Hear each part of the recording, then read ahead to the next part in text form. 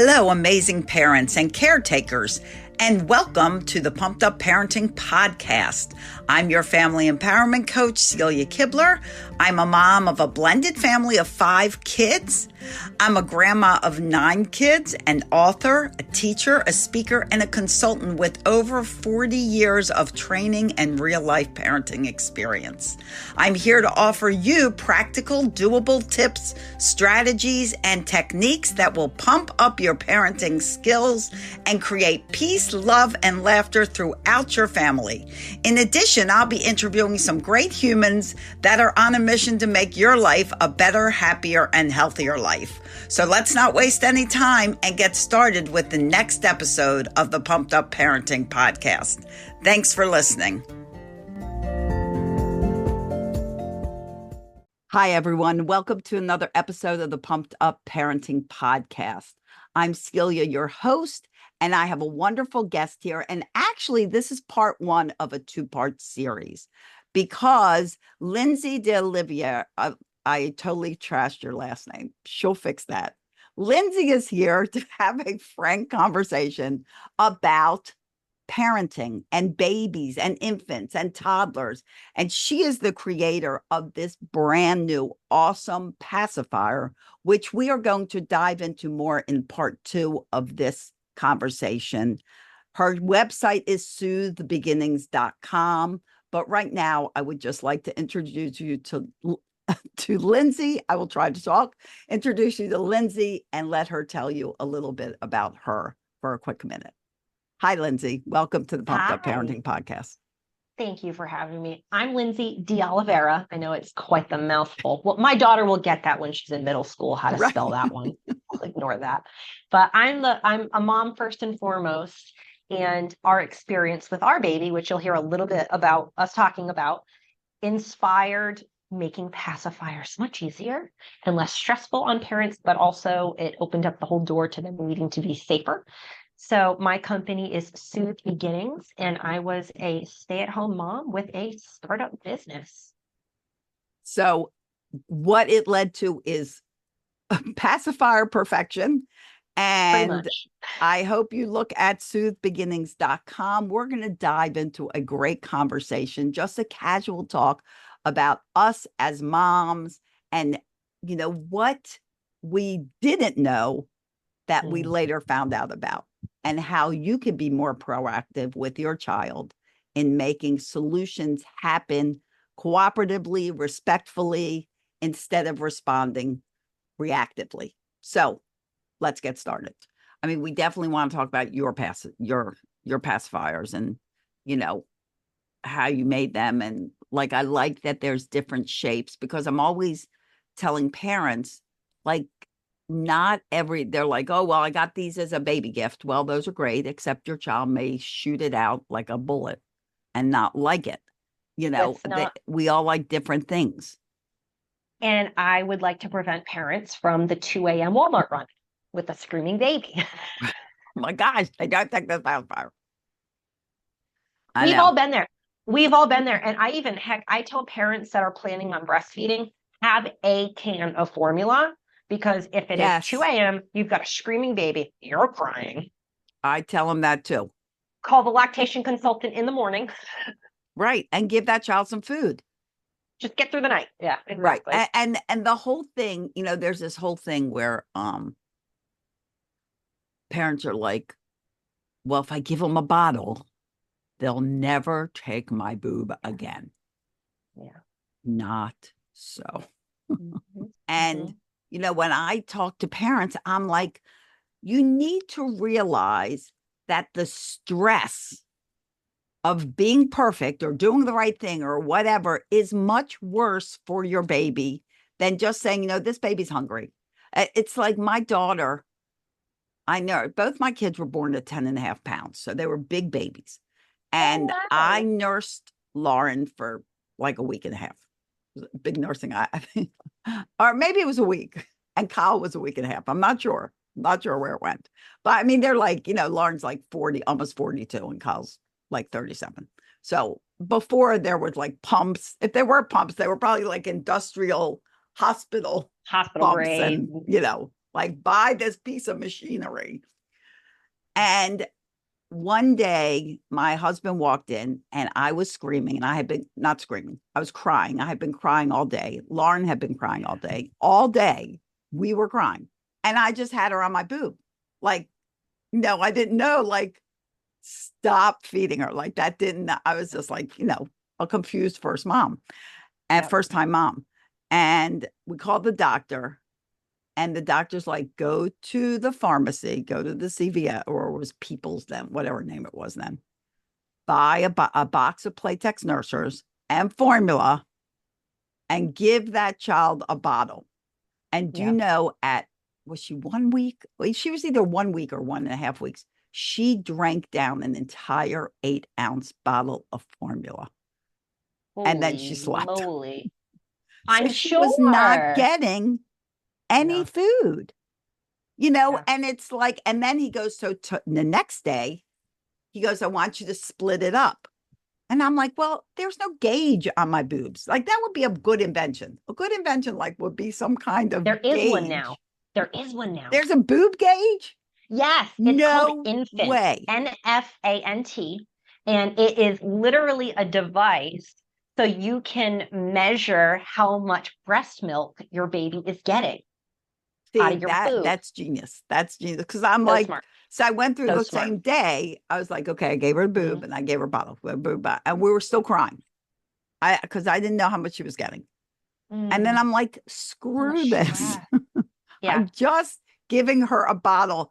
And it was like happiness unlimited. Like she went from that to being seriously the perfect baby. Why it took me 6 years to have a second baby, because I was like, well, I had the perfect baby and I went nuts. What if I don't have the perfect baby? Right. I know that fear of like, so I absolutely love that you said that in Mom Matters Too. Whatever mom's reasons are, don't matter. Right. Because you know what? You're a better parent if you're in a right headspace, you've slept, you are better able to care for that baby. You are not resenting your baby. You're not sitting there crying, miserable, because they feed off of all of your energy. And having a happy mom is so important. And I saw my OB a couple of weeks ago, and I was like, hey, I got my, CBC. And she's like, that, because she knows what I went through with breastfeeding. I literally could tell you the moment I got whacked with postpartum depression as I was being wheeled in a wheelchair, holding my newborn from the delivery room to the recovery room. It just came over me, the postpartum depression. And the stress, anxiety, lack of sleep from breastfeeding was horrific. And my daughter had really bad reflux. So I had postpartum depression. I had a colicky reflux baby that was up all hours of the night, screaming, crying, and a husband that works 6 days a week, 12-hour days. With the reflux, I was actually glad I was forced to stop. Like I ate a tomato. My daughter cried for 2 days. So I stopped eating because I was like, anything I eat is going to upset her tummy. So the best thing in the world is when I was actually forced to stop breastfeeding. And when I was going through the certification to be a breastfeeding counselor, it was so biased. I actually had to walk away from my computer multiple times because I was getting really upset. Yes. And that's I had to recompose myself. The problem. Mm-hmm. And it's I'll tell parents, do you realize there are like literally herds of humans roaming this planet, successful, professional, feeling great about themselves, healthy, that, believe it or not, were bottle fed with formula. Yep. A preschool teacher said, I can't tell who was bottle fed or breastfed. Right. Exactly. Yep. I mean, and that doesn't say breast milk is not great for you. Right. We are not saying breast milk is not great for you. It is. It's the ultimate thing. But like my sister-in-law, she would hold the world record in Guinness for the amount of milk produced by one human being, except that Guinness wouldn't, which doesn't make sense, but Guinness wouldn't take her submission because they wanted the amount of milk given to one source. She had so much milk, she literally donated to like 6 different sources. Wow. She had 2 freezer fulls of milk. She never nursed. She only pumped. And like she has all this great advice, like, I kind of talked to her about like what she's like if you're stressed out, watch a comedy, pump and turn on a comedy on TV. And I'm like, that's such a great idea, Kat. Yeah. Because Absolutely. it's all about the stress surrounding it. It is. And so if you don't want to nurse for some reason, like she didn't want to nurse, but she wanted her child to have breast milk. So she just pumped and gave him breast milk. And which is triple the work, because I had to exclusively pump. I didn't know, because this is before I was in the baby world. My daughter had an oral tie. Oh, yeah. So oral ties are very interconnected with babies with torticollis, because it's a tightness of the ligaments. So a lot of the babies that have oral ties and difficulty latching are typically the babies that have a head side preference and end up with a flat head. Right. All these things I didn't know as a new mom, and it's like, and nobody tells you, they just guilt you. Correct. It's so much guilt, and it is and so is the world of parenting. The world of parenting is full of guilt. Like, moms don't have enough guilt. We're like the guilt queens, mothers, and then you become grandmothers. Go into the next phase of guilt queen. But the world is so full of guilt, and that's half the problem with motherhood today, is that everybody's feeling bad for what they're doing, second guessing themselves, getting 90,000 tips of what to do. Should they do this? Well, this didn't work. Am I not doing it right? It's crazy. So, and it's really interesting because I was a licensed optician for 10 years. That's really? what I did.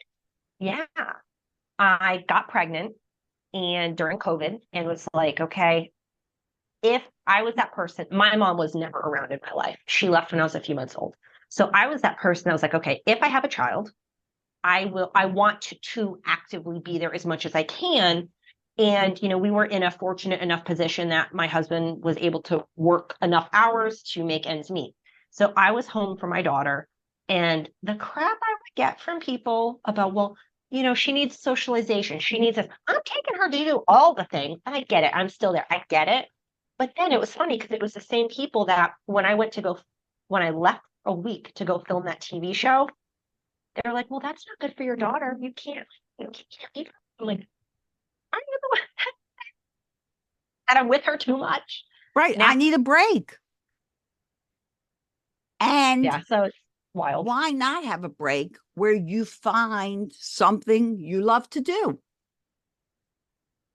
You are always a mother. Once you're a mother, always a mother. But it doesn't mean you end being a human, an individual, your own self. Because parents today, like I offer a course called Infancy.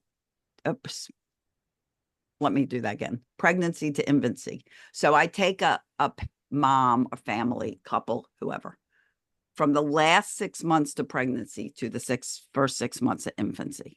So it's not like a giant surprise for everything. And, and all the sleep things they worry about, and all of it's like sleep training. Here's another thing I want to make a point of.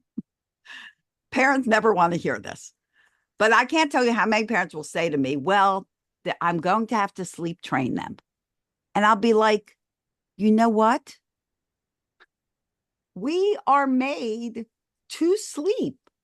Nobody actually has to sleep train us to know how to sleep. We already know that.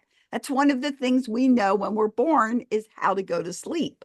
What people need sleep training for is the not great habits that they form when a child is an infant and they go to sleep. Like I would say to people, I'm not saying this to brag, but my daughter slept at 4 weeks through the night, and my son slept at 6 weeks through the night. Now, granted, they were 10 and a half pound babies. They were big. I Fair. started feeding them right away because back then, 40 years ago, I you could mean, start feeding kids right away. So they if would your have daughter's meals. slugging an 8-ounce bottle, heck yeah, she's Right, sleeping through the night. right. They slugged down 8-ounce bottles. They had a lot of food. But more than anything, there were no monitors. Like I tell people, turn the sound off. You will hear a screaming baby unless you live in a mega mansion and your child is in a wing of that mega mansion. Then maybe you're not going to hear them. But in a normal home, you're going to hear a screaming baby. And I said, and what I would do, I lived in a townhouse and they had their bedroom. They never slept with me. It didn't occur to me that they could or should sleep with me. You have a bedroom, I have a bedroom, go to bed, you know? And so I would put them in their crib. It's huge. And go downstairs. Yep. And continue with my life. And you watch a show or dinner or whatever it was, clean up from the dinner. And they were upstairs in their bedroom. If they screamed, I heard them. Yep. But I didn't hear all the little noises, the shifts, the wiggles, all the things that we all do when we sleep. I didn't hear that. So they learned at a very young age. It's all good. It's part of sleep. It's all good. You know what I wish I knew? To bed. I did not know about active sleep with babies until I started working with all the sleep consultants. I had no idea. And because we had a colicky reflux baby, the second she made a sound, my husband and I ran in there. Jumped. I didn't know that. Right. It was like when I finally was like, I need to do a sleep training course because I didn't know. I knew from day one, okay, my sister said, do a sleep routine, help flip the daytime, nighttime confusion. I was like, got it. Which many babies definitely do. Yeah. So I was like, all right, cool, got that. So we did like a half-hour bedtime routine every single night from day one at the same time with the wine, all that good stuff, which I have a really good trick, by the way, that has carried us into toddlerhood. I'll tell you that. Good. Share that phenomenal trick. So we went through like what the sleep cues are, and that's exactly what it is. Winding down sleep cues so that baby knows, okay, sleep time is coming. Routine. And that was needed. Yeah. I didn't know that, and not running in there because the second she'd make a noise, we were running in there. So we had to, I think the first night we gave ourselves 15 seconds before we ran in there. We had to literally build up from, my husband and I both went through anxiety after that colicky reflux situation. Yeah. It's hard. And we had to get over that and through it. And it was like, honestly, I would say we were pretty traumatized from how bad it was. And so it took us a hot minute to get through that. So, we had to build it up. And my kid's a great sleeper. She's been in her own bedroom since 6 weeks old. And I wish I knew active sleep was a thing. Yeah.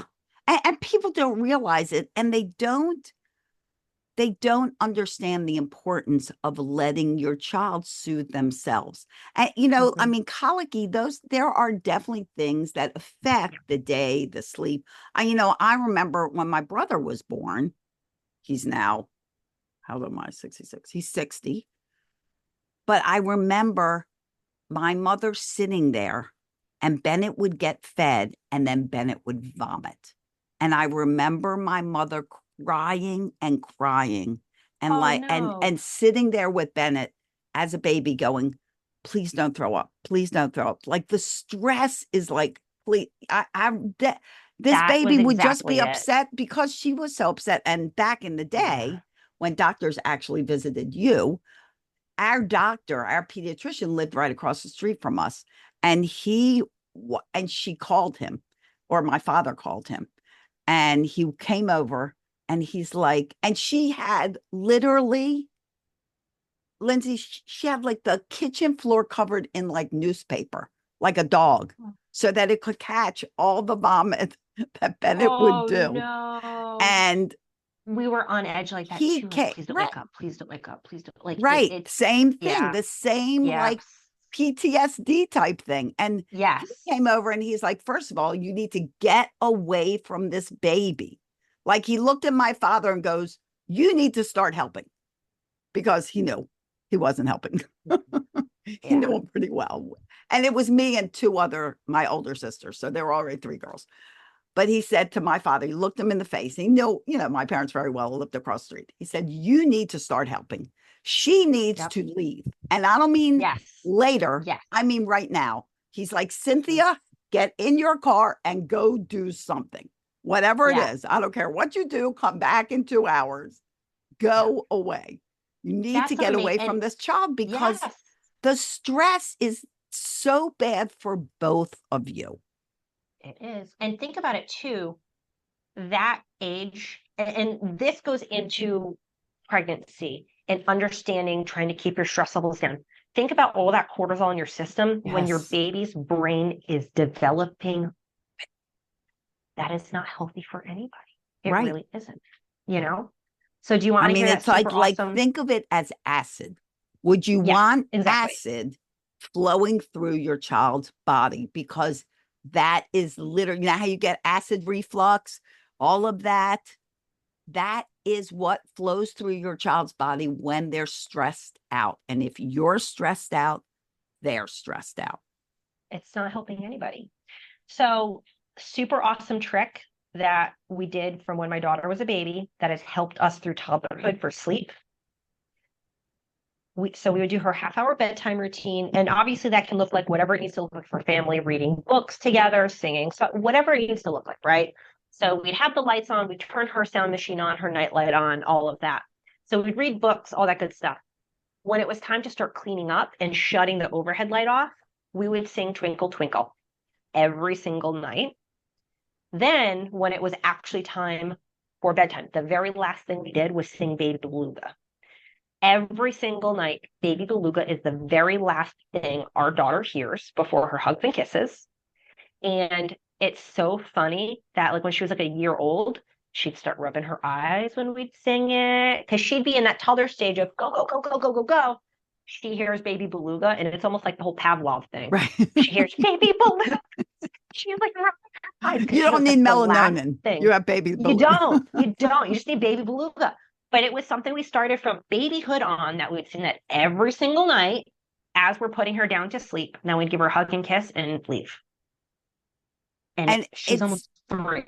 And bedtime routine should always be there. What people don't realize is our brains have a sleep mode.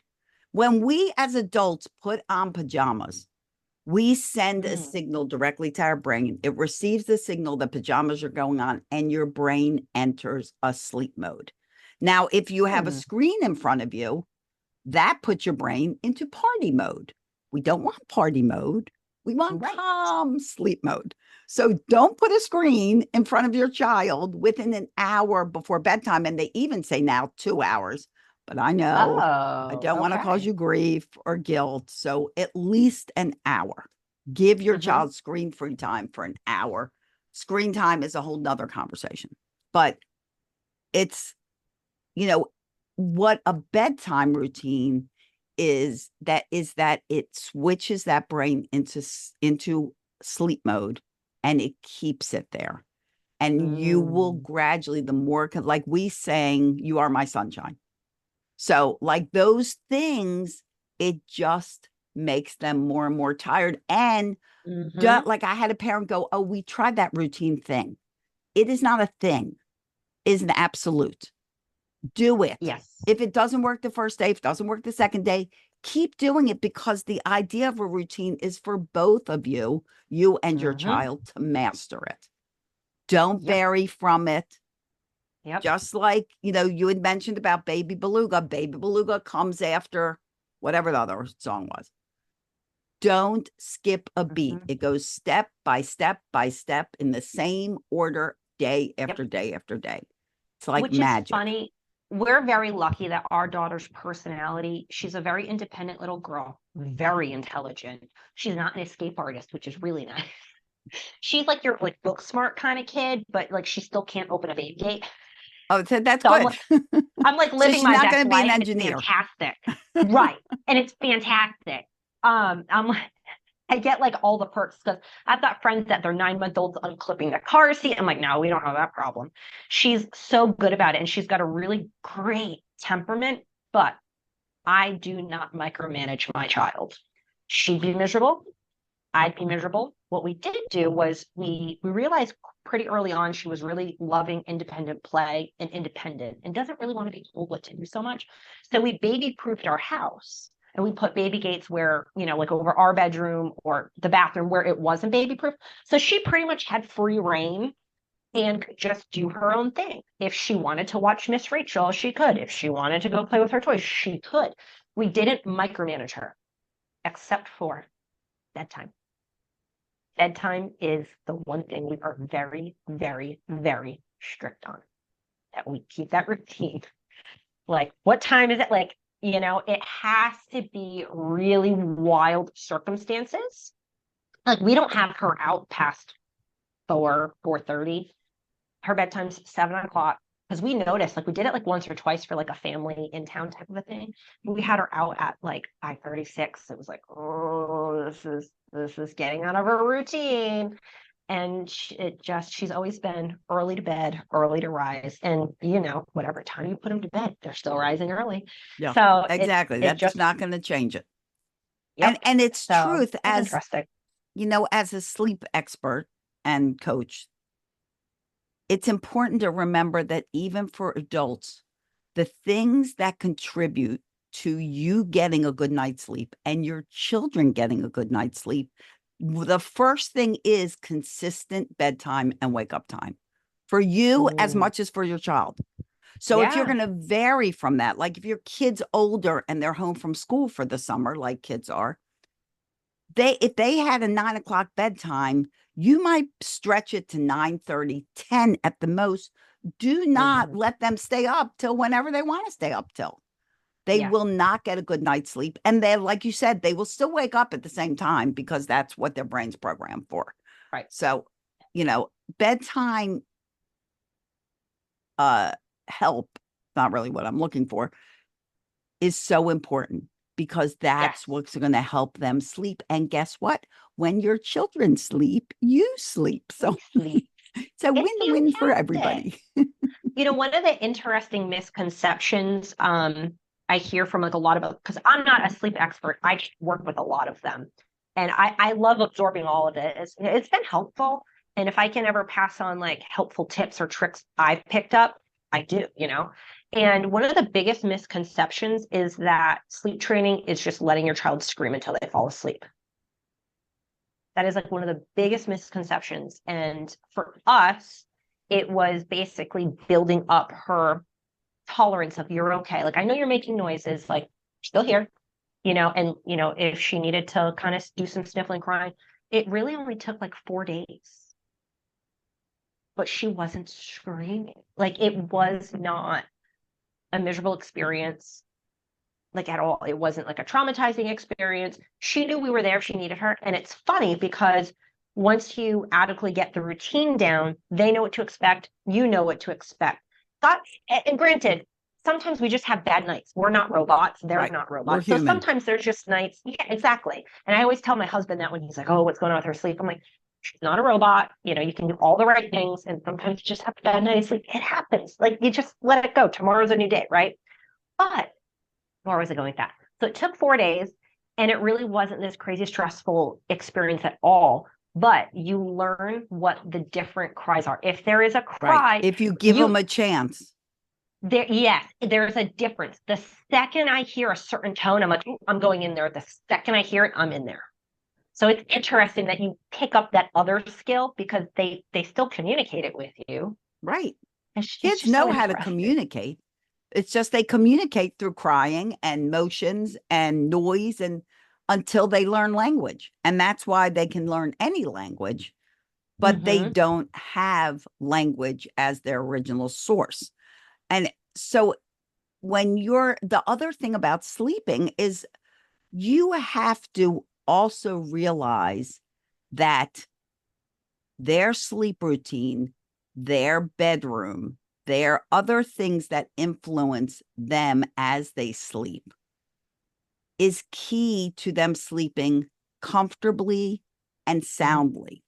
And for you as a monitoring parent, I really recommend to parents that those monitors volume be turned down. But when you mentioned they wake up in the middle of the night, most children wake up in the middle of the night because they don't know you're there. Hi, I'm Celia Kibler, and I am the founder of the International Day of Calm. And I want to take a minute to tell you why I created the Day of Calm and why it is my intention to create this feeling of calm, happiness throughout the year.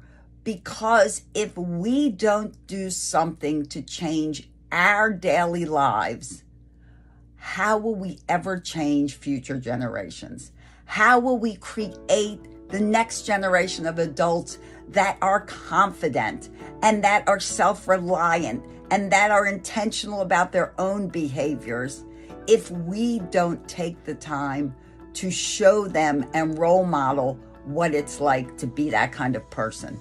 It's a fourfold mission. Number one is personal responsibility.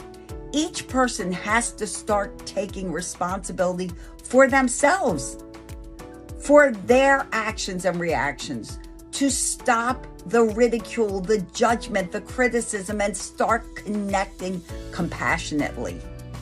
We are all role models to kids. We need to create intentional parents that create a cooperative, respectful, happy home and create the family harmony that every family deserves and every child deserves. We need to have expressive education that allows a child to be curious and creative and finds learning fun. We need to make children safe. We need to have them know that their personal harm is not an everyday worry, that they're safe in their homes and in their schools. And these four initiatives combine to create a child that becomes the adult of the next generation who is confident, who is not recovering from their childhood, who is intentional, compassionate, loving, kind, and willing to learn about other people and other ways and other values. Let's do this together. Join me for the International Day of Calm. Join me for the International Day of Calm Summit when you can learn how to do this. And let's start doing this not just for one day on April 5th, but throughout the year. Isn't our world worth it? Isn't the next generation worth it? Go to dayofcalm.org.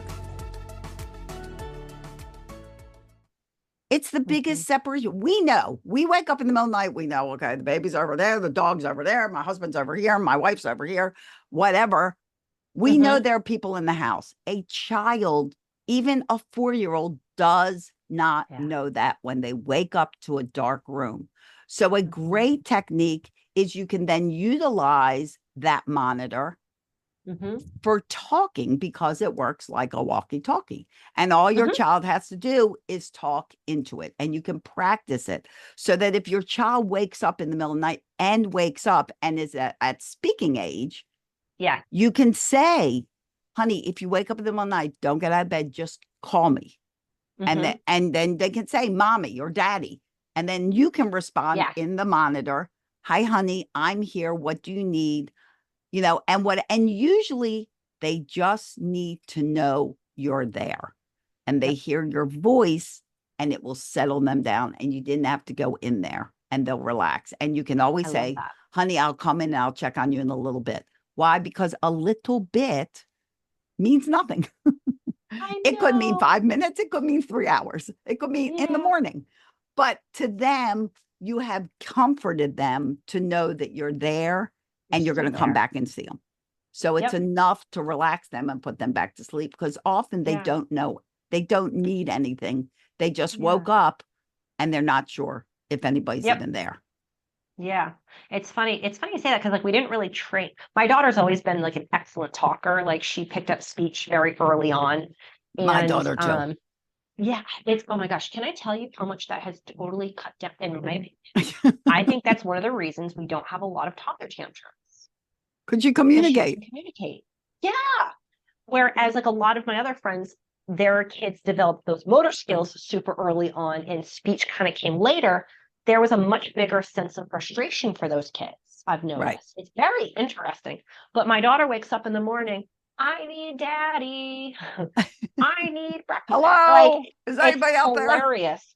And this morning, oh, she cracks me up. She's so polite. She stays in her bed. She'll call out. And this morning, I hear, I gotta go TT. She runs over to the door and knocks on the door to get out.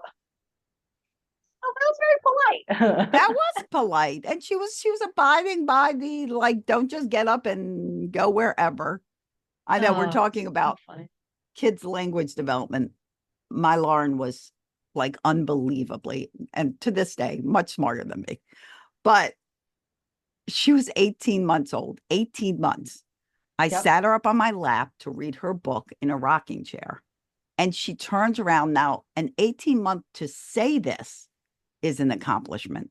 But to actually understand what this means is like amazing. So she turns around, she looks at me and she goes, Mom, I'm too old for this.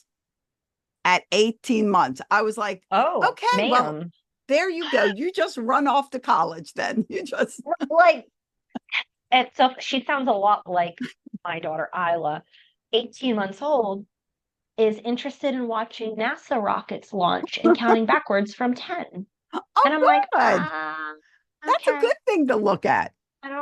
Okay, sure. And she'll be the next astronaut.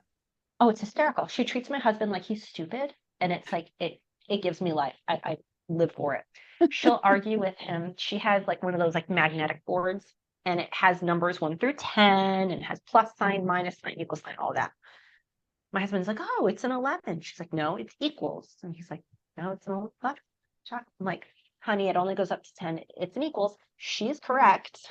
Right. And if he tries to read her a book, she'll take it out of his hand and be like, what's that? She'll quiz him on stuff. And I'm like, I love this kid. This is amazing. I love it. I'm here for it. I love that feistiness. Oh yeah. They're so funny. We are loving and thriving in toddlerhood. The newborn stage. So we're a one and done family. If we ever decided to have a kid, it was going to be one. She's awesome. We're going to stop it there. I've got the businesses now. And newborn stage, I would not want to go through it again after the postpartum, the colic, the reflux. Like for us, I was like, yep, no, we're good. That was not our stage. Toddlerhood, we're thriving. Like they're my people. Oh, they're my people. That's why I wrote, my book is Raising Happy Toddlers, How to Build Great Parenting Skills and Stop Yelling at Your Kids. Because I'm all about yelling at your kids. They're my people. Toddlers, they're my peeps. That's who I teach. That age group, I love them. I love them. I love them. They are so fun. And they are free entertainment. I want you parents to realize that children, even teenagers, and I raised 5 of them, are free entertainment. You don't have to pay. Well, you do. You have to pay. You have to support them. But you have to find the funny in being a parent because there's so much of it. You know what really changed my husband's and my mindset a lot was, so one of the transitions obviously is, and it's funny, I met my husband. He was in a rock band. I met my husband.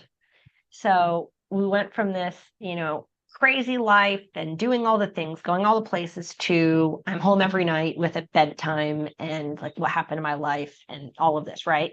And finding the joy in the simple things is truly what has transformed our parenting experience. Like finding happiness in she's just sitting on the couch cleaning up against me, like sitting for a second, So finding the joy in those things instead of like all these big like traveling and trips and like all these outwardly things, just finding the joy in those like, seeing their face try a new food and they're like, like, oh, this is fantastic. It gets really fun. And like the older she's getting, like I know we're getting bigger feelings and I'm finding I have to adapt a lot. So we went through potty training, for example.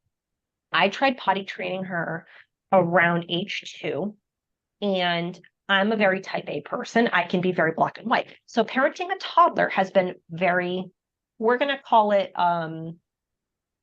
growth opportunity. Yeah, that's exactly what I was going to say. I'm a very like black and white kind of a person, which does not jive with a toddler. Toddlers.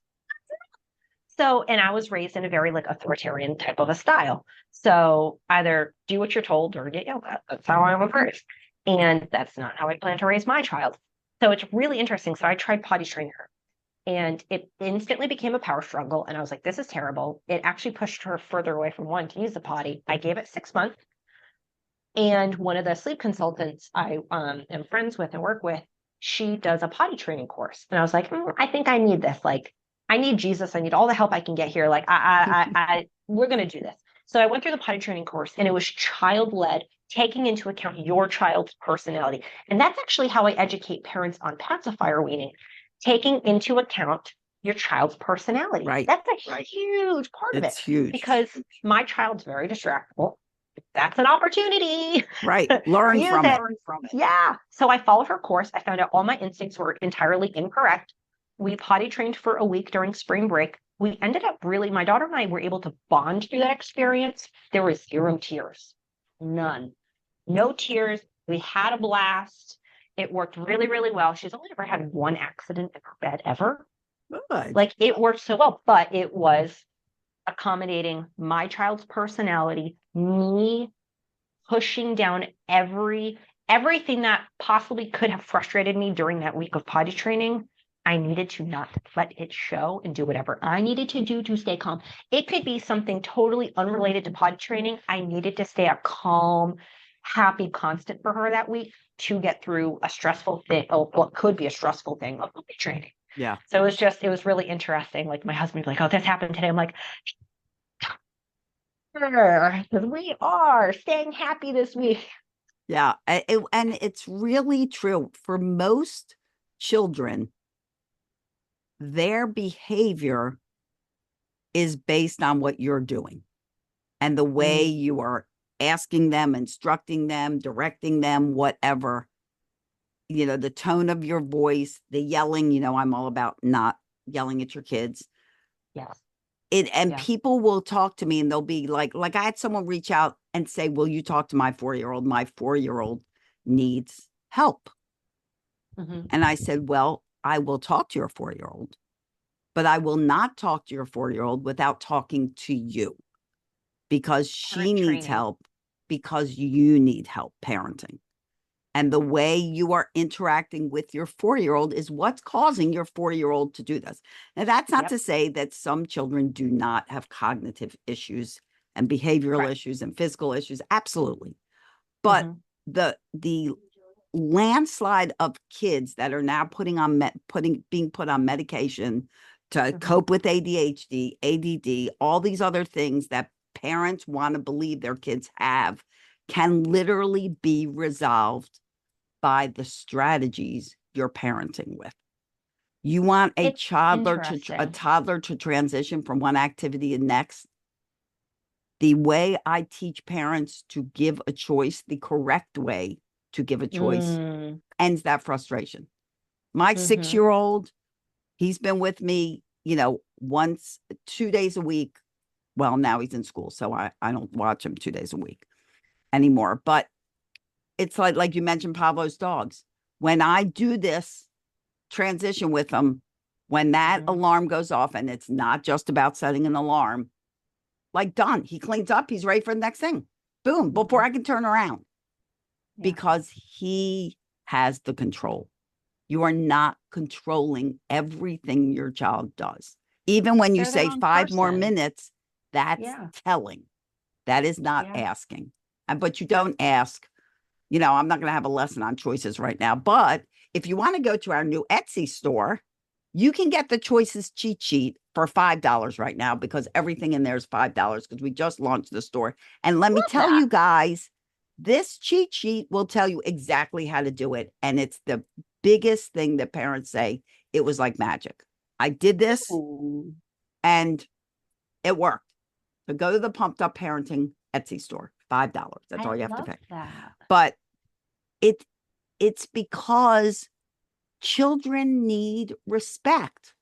And yelling and screaming at them does not give you respect. It gives you fear. Yep. And you teach respect by offering respect. Yep.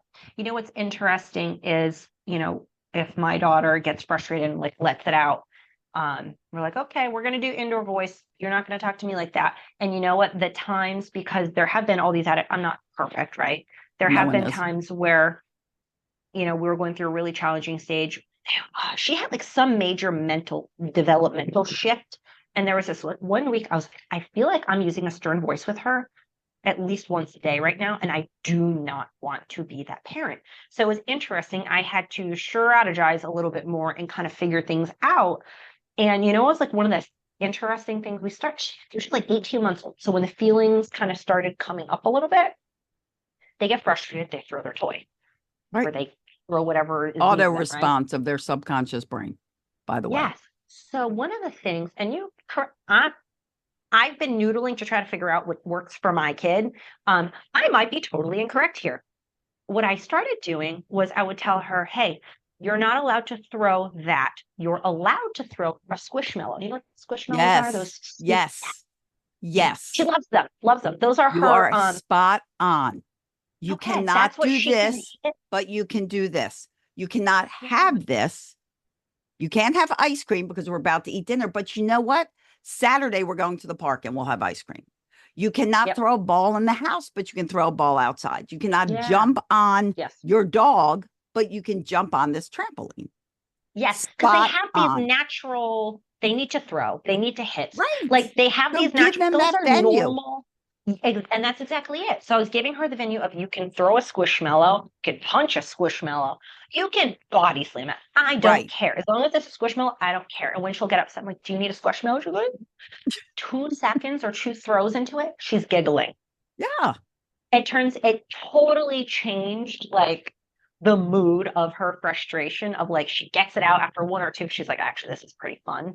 And it totally shifted things. So it was one of those like interesting, like, oh, this worked. And that's the whole thing about teaching emotional intelligence.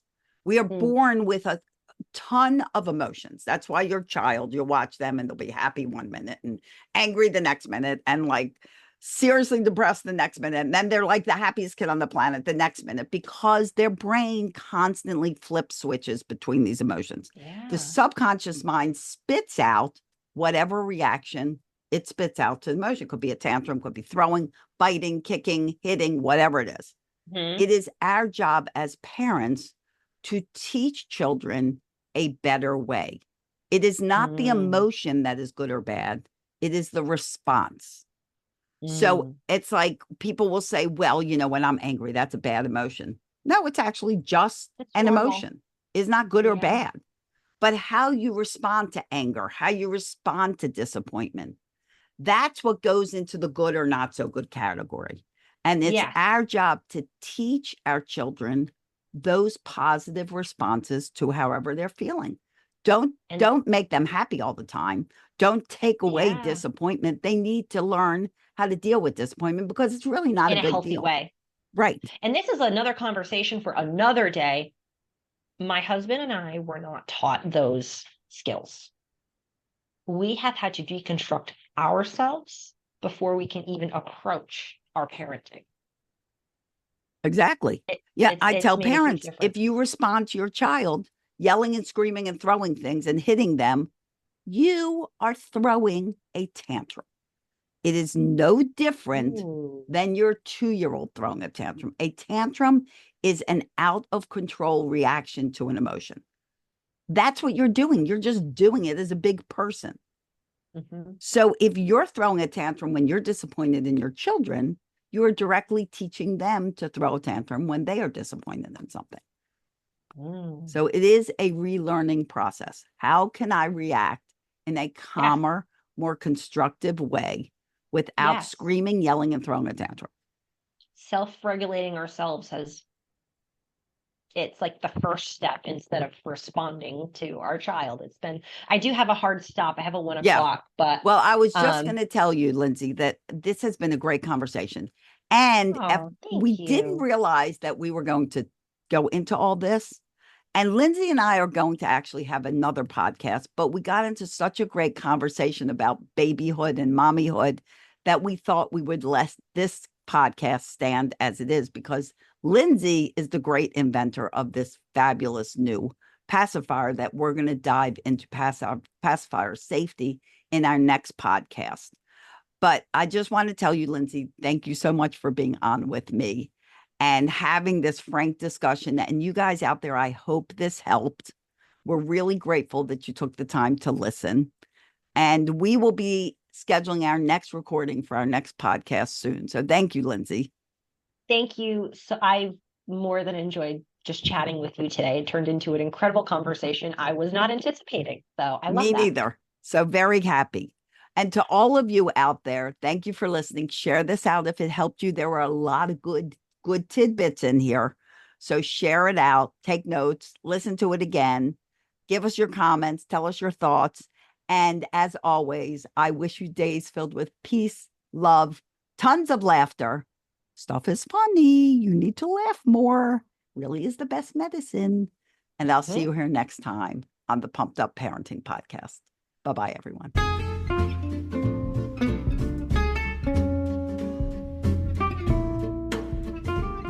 Thank you for listening to the Pumped Up Parenting Podcast. If this episode was helpful to you, please share it with a friend and leave us a review that will help others. Wonder why kids don't come with a manual? Well, wonder no more, because I wrote you one, and it's just won a wonderful Mom's Choice Award. Go to celiasbooks.com and buy your copy of Raising Happy Toddlers, as well as my children's books. I appreciate you being part of my mission to help 10 million parents stop yelling at their kids. Please be intentional and hug on those kids of yours. See you at the next episode.